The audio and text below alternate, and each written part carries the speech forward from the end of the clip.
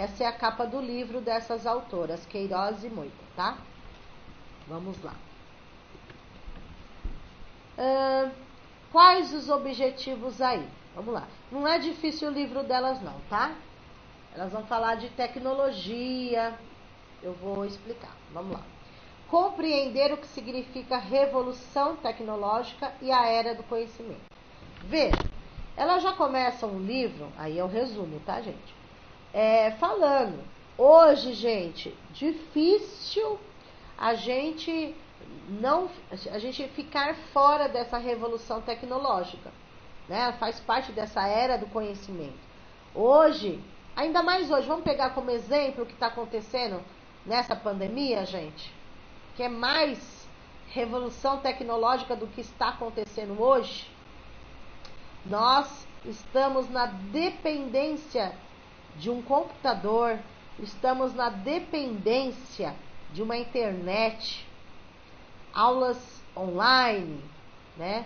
Então a gente está dependendo de plataformas, Google Meet, é tudo tecnologia. Então, quando muitos professores não gostavam, como ainda não gostam, muitos de tecnologia. Eu gosto, mas assim, prefiro, claro, aulas presenciais.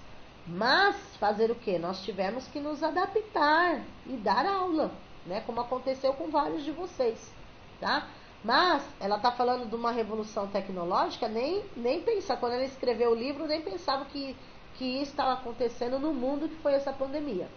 Então, nós estamos efetivamente numa revolução tecnológica e precisamos nos adaptar, porque a era do conhecimento, nessa fase que nós estamos, é tecnologia, tá? Aprender tudo através de um computador, de internet, né?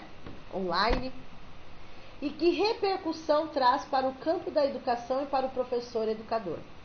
Ou seja, o que a autora nos traz? Que o professor, que o educador precisa estar atualizado, tá? Precisa correr atrás, estar atualizado com as novas tecnologias, com os novos recursos, né? Para melhorar a nossa didática, a nossa metodologia em sala de aula. Precisamos colocar essa tecnologia ao nosso favor, não contra nós, né? A nosso favor, principalmente em sala de aula, quando for o presencial, no caso, ok? Vamos lá. Identificar a postura pedagógica que se espera dos educadores nesse novo paradigma, tá? Então, qual é a minha postura pedagógica? Eu corro da tecnologia ou eu me alio à tecnologia? Não temos como correr, né? Porque senão a gente perde, né? Entre nós e entre a tecnologia, os alunos ficam com o quê? Claro que não é com nós. Não sejam hipócritas de falar que é com a gente, porque não é.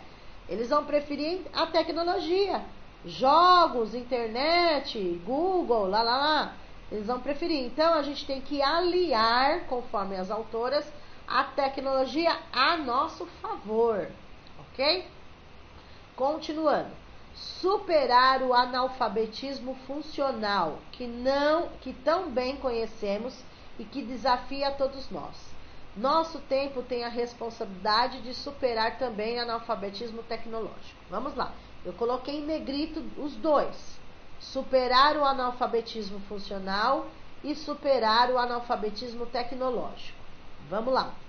Assim como nós temos que superar o analfabetismo funcional, o que seria analfabetismo funcional? São aquelas pessoas que só sabem escrever o nome, mais nada. A pessoa é obrigada a escrever o nome para receber um dinheiro no banco, alguma coisa assim. Fora isso, ela não sabe ler e escrever. Então, ela só sabe escrever o próprio nome por algum motivo que ela precisa. Certo? Isso é o analfabeto funcional. O analfabeto absoluto, que não está marcando aqui, mas só para explicar a diferença, o analfabeto absoluto é aquele que nem sabe fazer o nome. É aquele que utiliza digital, né? O carimbo, coloca o polegar lá. Tem que cair, né? usar digital. Esse é chamado de analfabeto absoluto, que nem o nome sabe fazer. Aqui elas estão falando sobre o analfabetismo funcional. Então, assim, elas estão fazendo uma comparação, tá, gente? Assim como nós temos que superar, de um lado, o analfabetismo funcional, que são aquelas pessoas que só sabem escrever o nome, mais nada, nós, do outro lado, nós também temos que superar o analfabetismo tecnológico. O que seria o tecnológico? A pessoa só sabe ligar o computador. Deu para entender? Assim como o analfabetismo funcional, a pessoa só escreve o seu nome, mais nada, o analfabetismo tecnológico é aquele que talvez só saiba ligar o computador, mas não sabe mexer em nada, não entende nada de tecnologia. Então, na era que nós estamos, não tem como um profissional de educação estar fora disso, né? Por mais dificuldades que nós tenhamos, não podemos fugir. Nós temos que encarar e superar esse analfabetismo tecnológico, ok?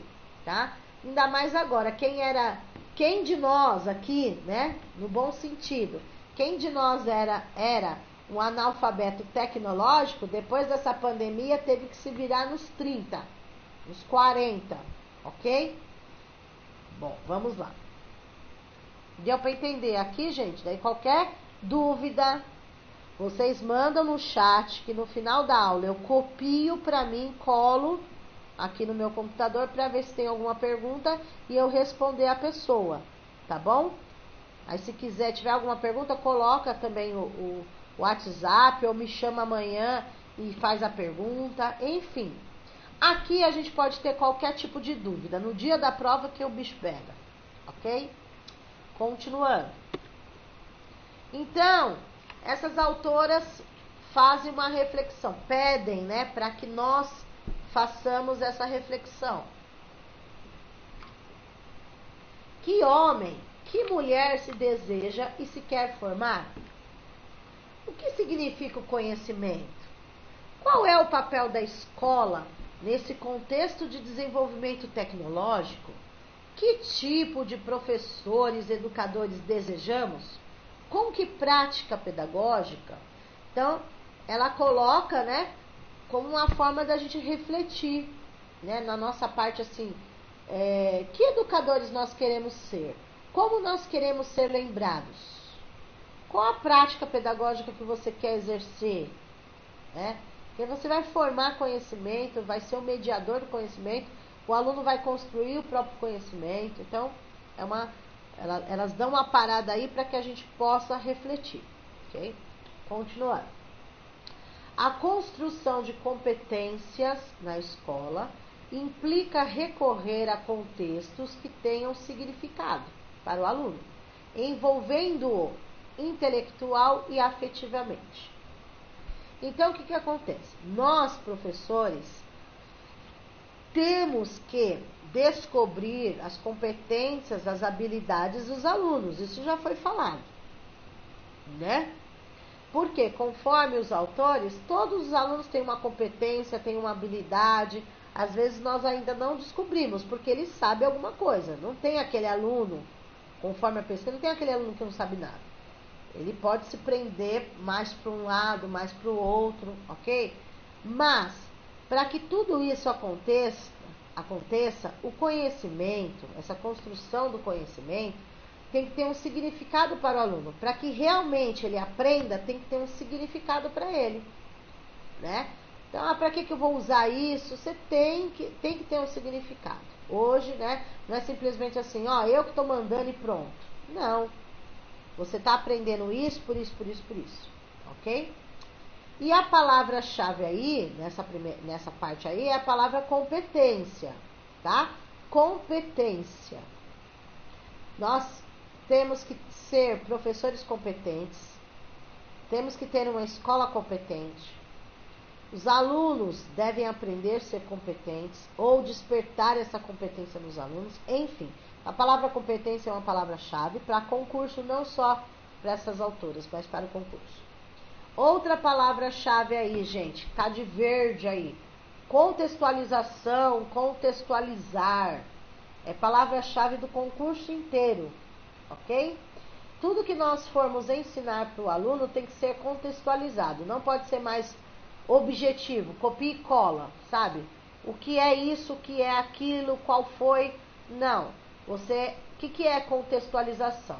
Você dá, por exemplo, tá? Tem várias formas. Você dá um texto e a partir desse texto você retira o que você quer de pergunta, mas de forma contextualizada e não objetiva, né? Você contextualizar faz com que o aluno ele tenha uma aprendizagem significativa, né? Então, contextualizar significa você trazer o aluno para o real, que o aluno possa fazer uma comparação com o que ele vive ali. Então, por exemplo, um exemplo bem besta, não deixa de ser um exemplo, né? Por exemplo, você está alfabetizando um aluno, tá? Você tem que alfabetizar, letrar, enfim, você está alfabetizando um aluno. Aí você vai ensinar para ele, por exemplo, a letra M. M do macaco. Que também pode ser o M do macaco, pode ser o M da maca, pode ser o M do McDonald's, tá?